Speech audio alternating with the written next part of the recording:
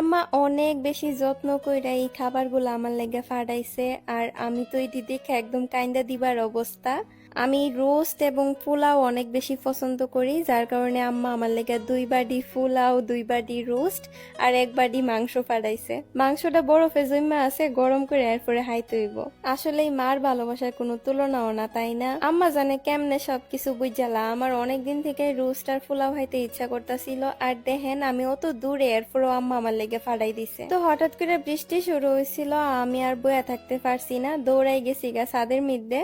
ছাদে গিয়ে বৃষ্টিতে ভিজতে ভিজতে মনে হয়েছে শহরের এই ব্যস্ত জীবনে এমন ছোট্ট ছোট্ট আনন্দগুলাই আমারে বাঁচায় রাখে। আমার বাসা থেকে নদীর অনেক সুন্দর একটা ভিউ পাওয়া যায়। বৃষ্টি ভেজা নদীর দৃশ্যটা দেখা মনটা একদম জুড়াই যাইতাছিল গা। যাই হোক, এরপরে ফ্রেশ ট্রেশ হইয়া হাইতে বইয়া গেলাম গা। আর মা রাতের রান্দা হাইতে বইছি, মনে হইতাছিল এটা খালি হাওন না, আমার মমতা, দোয়া আর অফুরন্ত ভালোবাসা।